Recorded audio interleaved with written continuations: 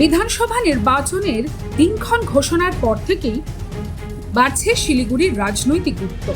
প্রার্থী তালিকা প্রকাশের পর এই কেন্দ্রে ভোটের উত্তাপ এখন তুঙ্গে। শহরের অলিগলি থেকে প্রধান সড়ক সবখানেই জোরদার প্রচার।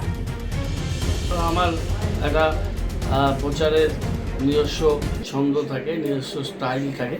সেই নিজস্ব ছন্দ স্টাইলে আমি স্বাভাবিক গতিতে করছি। ঠিক আছে না, আমার সাথে এই প্রার্থী প্রাক্তন বিধায়ক, অ্যাট দি সেম টাইম প্রাক্তন কাউন্সিলর এবং এমআইসি, যিনি 21 সালে এমএলএ নির্বাচিত হয়ে chief whip of the opposition হয়েছিলেন, কিন্তু 22-এর নির্বাচনে তিনি পুরসভায় বিজেপি মেয়র পদপ্রার্থী ছিলেন। নিজের ওয়ার্ডে তিনি থার্ড হয়েছেন, নিজের বুথে তিনি হেরে গেছেন। সুতরাং আমি নির্বাচনে কোনো প্রতিদ্বন্দ্বীকে আমি তুচ্ছও করব না, অবজ্ঞাও করব না, কোনো তার সম্পর্কে কোনো কথাও বলবো না। আমি শুধু বলবো যে আমার প্রতিপক্ষ যারা আছে তাদের মধ্যে আমি সিপিএমের জয় ও আমার কলিগ, একসাথে আমরা পুরসভায় আছি, ওকে আমি শুভেচ্ছা আমি জানিয়েছি। কংগ্রেসের ক্যান্ডিডেট কী হবে আমি জানি না, বলে তাকেও শুভেচ্ছা জানিয়েছি।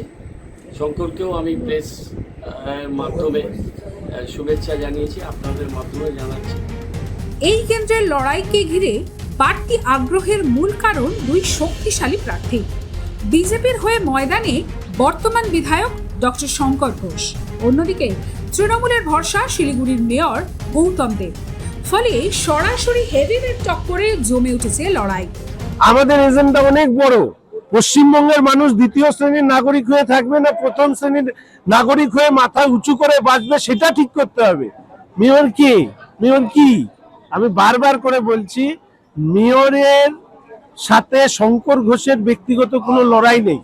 এই লড়াই মাননীয় মুখ্যমন্ত্রী এজেন্ডা সেট করে দিয়েছেন, বলেছেন 1 মিনিটে 12 বাজিয়ে দিতে পারেন। তো এবার ঠিক করতে হবে আমাদের, গৌতম বাবুকেও ঠিক করতে হবে যে গৌতম বাবু কি দ্বিতীয় শ্রেণীর নাগরিক হিসেবে বাঁচতে চান, কারণ গৌতম বাবুও তো ওই আমাদের একই কমিউনিটিতে বিলং করে। বলে এই প্রশ্নটা গৌতম বাবুকে করো। 23শে এপ্রিল ভোটকে সামনে রেখে প্রচারে কোনো খামতি রাখছে না দুই শিবিরই। সভা, পদযাত্রা, জনসংযোগ, দিনভর ব্যস্ততা দুই প্রার্থী। তবে সরাসরি আক্রমণের বদলে এখনো বজায় রয়েছে রাজনৈতিক সৌজন্য। একদিকে দুর্নীতিমুক্ত প্রশাসনের বার্তা, অন্যদিকে মানুষের সঙ্গে সংযোগের জোর। দুই প্রার্থী নিজেদের ইস্যুতে ভরসা রাখছেন। সব মিলিয়ে শিলিগুড়ি এবার রাজ্যের অন্যতম হাই প্রোফাইল কেন্দ্র।